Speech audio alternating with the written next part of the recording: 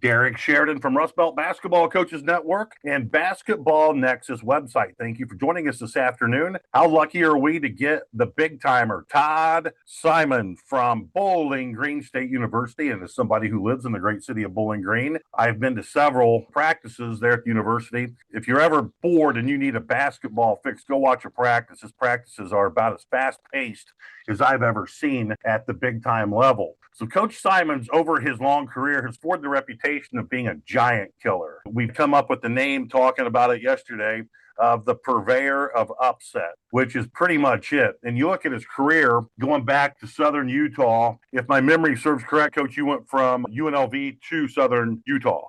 Yep.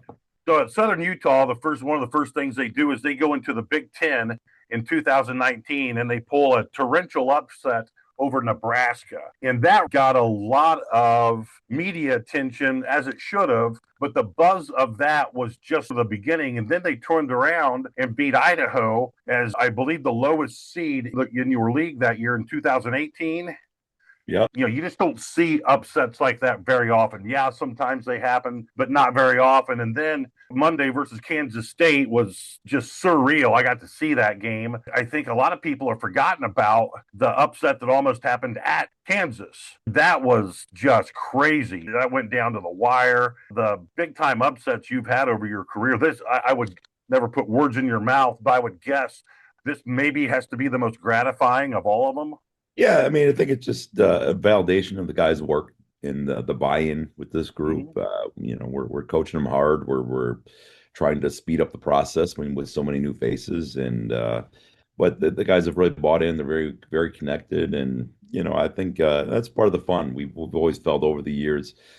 We've kind of been in underdog programs, underdog mentality, and we play with a chip on our shoulder. But we say when we cross those lines, they get five, we get five. Yep. And it's not about individuals; it's about whose five is better as a unit, and that's what we try to take pride on ourselves with. Yes, indeed. And you mentioned earlier while we were talking before we hit the record button about how proud you are of how hard your kids play. And I wrote an article 3 weeks ago after the first time I saw your team play, and two things that spearheaded the article. Number one, it's really neat as someone I'm in my middle 50s. So I go back to when I played high school basketball in the 80s. And that was a time period where we got out in the passing lanes and put an enormous amount of pressure on the basketball. So watching your team play takes me back in sort of a time machine, because your guys at times have their back hands one pass away in the passing lane, which is just, for us older guys, beautiful. And then the amount of ball pressure you're putting on, turning the ball handler, and just wreaking havoc on the ball handlers is so much fun to watch. And it's not a shot at pack line or any of that stuff. I got no problem with that. But it brings back a lot of good memories watching a team get out and just sit down and frickin' guard. The second thing that was in that article I wrote was you convert your astonishing defensive pressure to offense so crisply. And then if you don't have anything in conversion offense, your kids are really good at sharing the ball. They will get the ball ping-ponging around the perimeter. And some of the finishes your kids have had this year around the rim have been just fantastic. It's such a fun atmosphere and such a fun environment to go and watch your kids play. And it's all spearheaded because of the effort. They just bring so much energy with them, and the bench is lively and it's so good. It's just so fun to watch your program play this year. And we can see it in the building processes. And I know you're still there. I know you well enough. You could be 36-0, and you're still going to the next day wake up and think about what's next to do, because you're never going to be satisfied. But my goodness, Coach, the amount of progress you've made is noteworthy. So I'm so excited. I've been jacked up to talk to you. I had a hard time sleeping last night. And I'm just so happy for you and your kids and your staff and the administration and in the city of Bowling Green by and large. And I want to shut up now, and I want to hear about your version of this upset. For an athlete, few things are worse than having to compete on a slick surface. Well, my friends Tom Rose and Matt Olin have solved this conundrum by creating Grip Spritz. Grip Spritz offers a wide array of shoe-to-court traction products that are not only highly effective, but also affordable, easy to use, and easy to transport. It's no wonder Grip Spritz has become the official traction solution for the Ohio High School Basketball Coaches Association and the National High School Basketball Coaches Association. Take it from me, if the OHSBCA and the NHSBCA are making Grip Spritz their official court cleaning product, Grip Spritz simply has to be the best on the market. Yeah, no, you're spot on. It's the exciting part is now we get to share it with the community, and we've been wanting to elevate the program, and it takes a game by game mentality. But today we're 0-0, and but it was good. We had a good trip to Florida, and I thought we dropped two games, a hard fought game against at Davidson, William and Mary team, who's a top 65 team in the net as well. They've having a great season, but we didn't shoot well in those games, and we dropped a couple, and we needed that for a part of our development, and to really solidify that our defense has to travel and defense has to be what we hang our hat on, and then we went down to Florida and really, really defended well. We gave up 10 field goals for a game against a Division I program. And then we felt like, Kansas State was going to be a real challenge. They're an explosive scoring team, averaging 90, nation's leading scorer, shooters all over the place. They went small to start the game with 4-guard lineup, but we challenged our guys, and we felt really good going into it that if we do the things that we said we could do, that we were going to be okay. And we stayed disciplined. The guys did a great job of sharing it. We've had 12 pass possessions, 8 pass possessions. I mean, we were really, sharing the sugar a little bit and getting good shots. And I thought we were able to dictate the terms of the game. Oh, I think you guys set the tone of the game. I thought you set the pace, how the game was going to be played. And I thought you guys set how the game was going to be played physically. The first defensive stand, I could tell watching the K-State guys, they were not used to being guarded that way because they're used to being guarded in a pack line type of man-to-man defense scenario. Your kids got, and you're going to have, one of your assistants will have the stat, unofficially 9 tipped passes from point A to point B. So for one pass away, 9 tipped passes. You don't see that anymore in college basketball at the Division I level because everyone's so backed up, worried about penetration. So I think that alone, just that kind of stuff alone, has generated such a buzz throughout the Midwest, just the way your kids are playing defense. It's so refreshing to see kids off the ball in a stance. And I know that sounds crazy, but it's true. It's a non-negotiable for us. I said, hey, if you need to get a sub, you don't have to tug your jersey, you don't have to put a hand up, you don't have to ask for one. Just get out of stance. Then you're telling us you need one, and it's not a mean thing or anything like that. But say if you're standing up, you're just telling us you need a blow. So we'll get somebody else in. And Brad Morrison and Danny's Cafe, located in beautiful Rossford, Ohio. Danny's Cafe is the ultimate spot for a family-friendly breakfast, lunch, or dinner, or a night out with friends to watch your favorite high school, college, or pro team. Danny's Cafe offers an incredible food experience for people with varying types of palates, and the service is fast and provided by the most hospitable staff in Northwest Ohio. The next time you're on the hunt for a place to grab a bite or cheer on your favorite team, head to Danny's Cafe, located directly across the street from Rossford High School. And that'll be in stance, and that's the way we teach it. And guys like playing, and so they like sitting in stance and guarding, and it's worked for us. I think we're second or third in the nation in steals, and second or third in turnovers forced, and field goal percentage. Defense is really, really good this year. And so they're getting results. And I think it makes it easier to keep getting them to believe in it as they start to see the results. Yes, and I got to ask you this. Have you ever coached a team who's faster from sideline to sideline in the half court when someone tries to throw a skip pass? Your kids turn and burn. And there are times I've seen the Falcons almost beat the ball to the receiver. Your sideline to sideline lateral movements off the rails. Yeah, and we just work on it every day. A lot of it's technique. At the end of the day, I think a lot of stuff just isn't as taught anymore. So we're teaching technique, not wasting steps, hand placement off the ball. So these are things that are very important to us, and it only works if the guys buy into it, and the guys that bought into it. We have a mature team, and we have leadership on the team that says, "Hey, this is what we're doing. This is how we do it here." And when you have that mentality, this is how we do it here. And fortunately, our leaders this year, they've kind of got the guys acclimated to say, "This is how you do it." And coach ain't budging. I'm as stubborn as they come. So they caught on real quick and said, "Hey, this is kind of non-negotiable." But the way we play defense is non-negotiable, and we've got to be able to do that every game. Yeah, well, stubborn's good.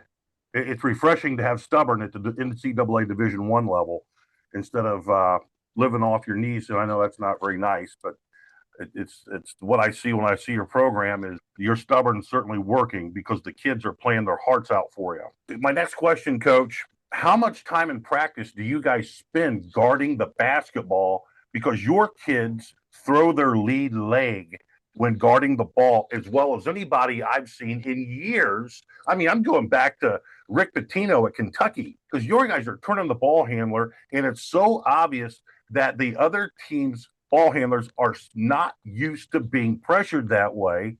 And I've seen your guys, at least you guys did a great job against Davidson, getting the ball handler to turn their back and then really getting out in the passing lanes and disrupting things. Yeah, we do. We spend time guarding one-on-one, different places on the floor every single day. This is part of what we do. We do closeouts.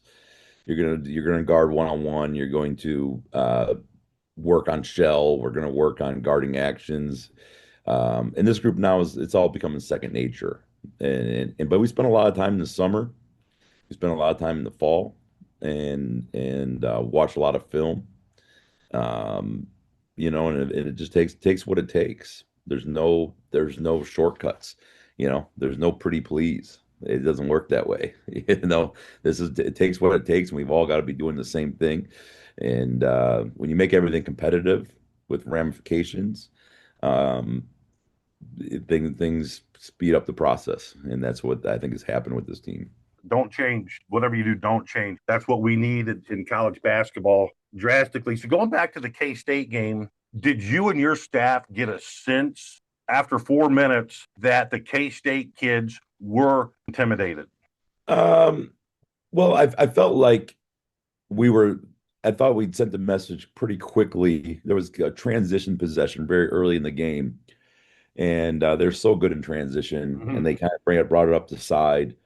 And we watched the clip today, and we'd stopped the ball, chested the drive, and there was no turning middle because we had another defender right there, and there was no skipping it because everybody was back.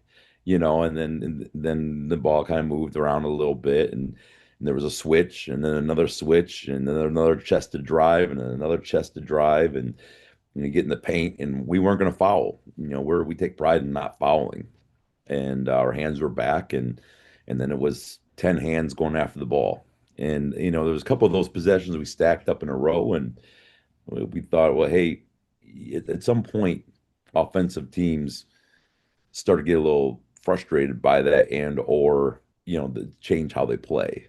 It wasn't going to just be able to be an isolation game, and that's just no matter who you play, and that's what we're trying to do. Well, not fouling. I'm glad you said that. That was the next on my list. The not fouling aspect of your defense. So you're automatically cutting between 12 and 16 points off the other team's total score by not sending them to the line.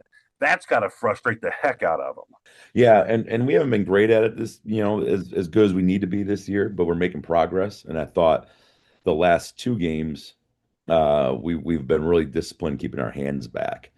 And that's a big thing for us on drives and help side is just keeping our hands off. Mm-hmm. And as much as we can do that, it's harder. It's definitely harder to do it that way, but we've been pretty good at it. Yeah, I mean, you held K-State to 66 points, which is crazy low when you look at their averaging, 89.9, something like that, crazy. And they have as you said, they have the nation's leading scorer who can just flat shoot the thing. What a great job you did on him. He sure didn't seem very comfortable. Yeah, and that's probably the right word that we just wanted to show different looks.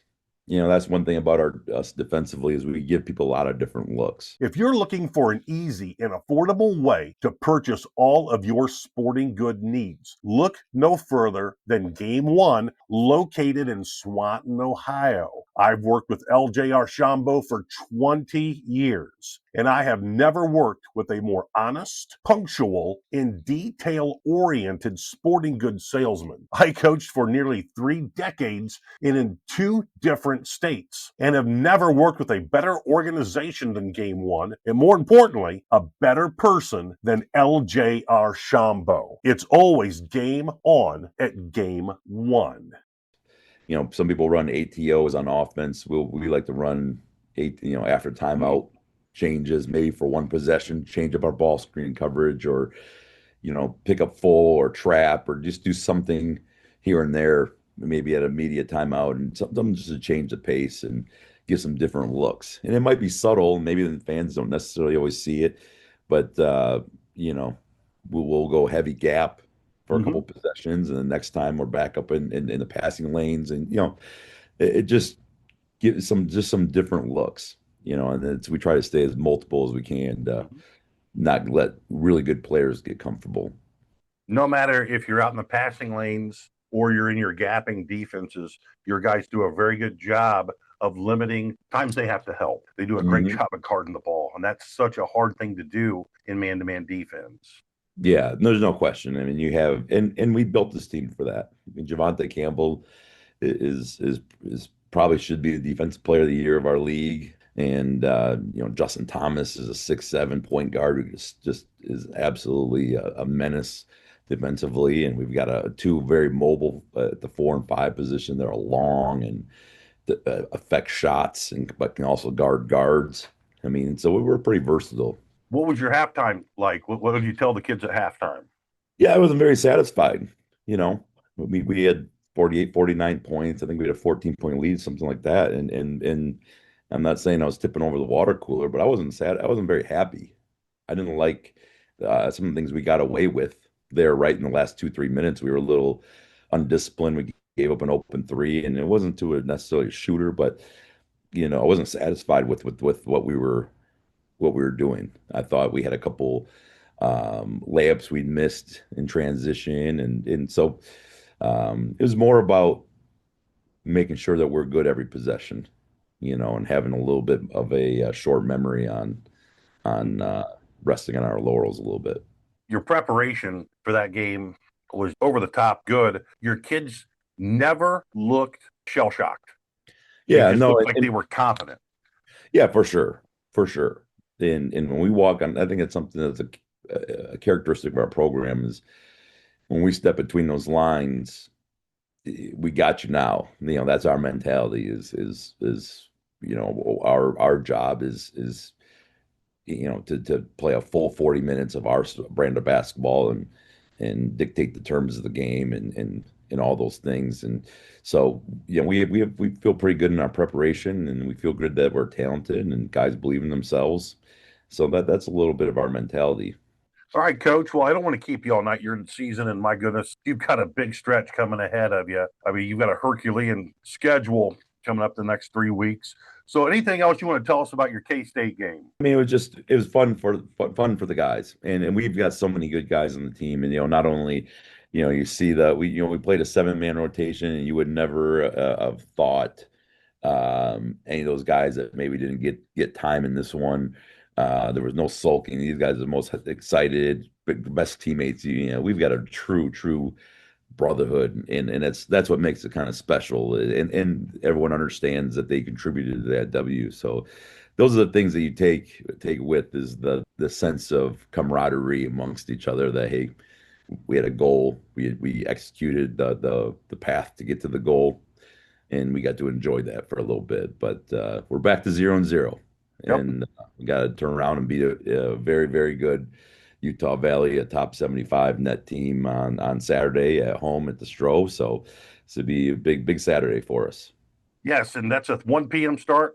1 p.m. start. Yep. People, keep this in your back pocket when you go to a BGSU game, and when you're talking about the Bowling Green Falcons men's program, make sure you are telling people that you are there to support the purveyor of upsets. The doctor, Dr. Simon, has it down to a science. This was first upset I saw you pull was Nebraska in 2019. Nebraska, yeah. Keep the train rolling, Coach. It's been great, and I need to get to a practice, but just keep it going. Your team is so fun to watch. I thank you so much for bringing that excitement to Bowling Green. Oh, I appreciate it. No place we'd rather be. Absolutely loving it. So it's a great community. Okay, Coach, thanks so much for joining us, and I hope you have the best Christmas holiday of your life. I appreciate that. You too. Thanks, Coach.